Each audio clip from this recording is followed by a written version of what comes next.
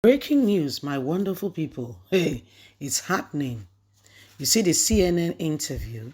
It's now Tinubu's turn. Our very own brother, Peter Obi, had a CNN interview where he spoke about what he will do for Nigeria if he becomes president. Questions that were asked are, how are you going to, work on corruption and a lot more? And he was able to profile some solution. Right now, it is the turn of the Jagaban. Please don't forget to give us a thumbs up, like us, share, subscribe. Let's understand what exactly is going on as he provides interview to CNN. Peter Obi 12 minutes interview on CNN last Friday has triggered quite an interesting debate on many social media platforms. His supporters think that Obi gave a good account of himself and stamped his authority as the nation's leading presidential candidate. Coming just 2 days after the NOI polls put him as the front runner in the race. The interview was part of a well-planned sequence of events and positive media exposure for him. His trip across major cities in US and Europe the weeks before had also received positive review. A day or two after Obi's CNN appearance, a picture of Asiwaju Ahmed Bola Tinubu dozing off at the palace of the Emir of Gombe as Senate President was speaking turned up. The contrast between the two men couldn't have been staggered. An undying message was unmistakably identified. Nigerians have been upspreading in their comments. Somebody wrote, if this man is elected, his wife and children will run the government, while he spent time in a foreign hospital. Since he launched his bid earlier in the year, Obi had given several interviews and attended many events where he often speak explicitly on what his plans are. We now know that Obi and so extent Atiku are very comfortable around cameras. I understand that Atiku had, since the last election, brushed up himself with series of courses in public speaking, grooming. A master's degree has also been added to his cupboard in the years after he left the government house. Obi had attended a few executive program in some business schools. He is fairly eloquent and well spoken. Although he may not always appear well rehearsed, he does not forget his words mid statement, like his APC opponent.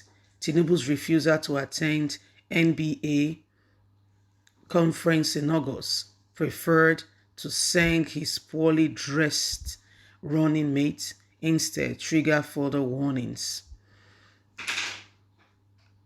about his disability. Nigerians have been consequently alarmed by the shaking of his left hand. Some say wet his pants, others have other issues and a long slur of speech. Nevertheless, Tinubu refused to grant an interview to anyone. As a presidential candidate 3 months ago, 3 months away, is a very clear pointer of all that he needs to begin to put in place. The man is just too physically and mentally unfit to lead a vast, complex country like Nigeria, some have said. So this is what is happening. Peter Obi gave an interview, like you and I are aware, and people are expecting Tinubu to do same. And you can really see the contrast in all of this. Can he also grant an interview to CNN just like Peter Obi did? Can he do that? So these are some of the contrasts going on between the duo. Peter Obi, since after the interview, a lot of persons have been speaking and saying this man really genuinely have plans for the country. But on the contrast, Tinubu has not really granted interview. Remember the other time he was supposed to speak at the Nigerian Bar Association. He sent the guy who wore an oversized suit. Okay, so it's not like the money is the problem. It's just the dress sense. Again, you won't really blame him because he has never really been around people. All he wears all his life has been, the agbada, the thing that they wear, traditionally speaking. So he has not really had time. He has been a governor, but we're talking about locally. We're not talking about internationally. If you're going into the vice presidential position, guys are failing to recognize that these people will be representing us in all areas and sphere. These same people will be representing us all across board.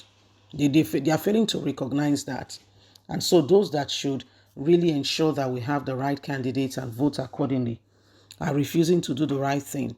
Some are taking it with sentiment. Some are not doing what they should do in order for us to get the best of leadership.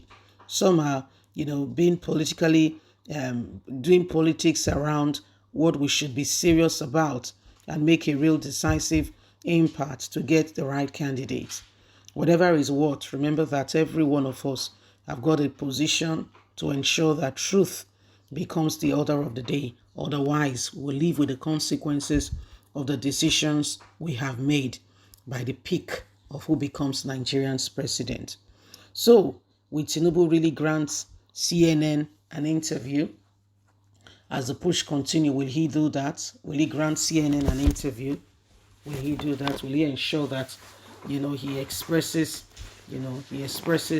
his view, his position, and he makes sure that, Nigerians, both home and diaspora, are able to understand, what the plans he has for the country, how he intends to solve them, what he intends to do. Can we see that shine through? So these are some of the things that we really need to consider, before we go ahead and put our hands on someone. Remember that whatever decision we make, whether out of sentiment or we are making it real, will affect us all. Please don't forget to give us a thumbs up, like us, share, subscribe. Remember, you have a voice. Remember, God bless. Have a lovely and a fantastic day. Bye for now. Bye. Bye-bye.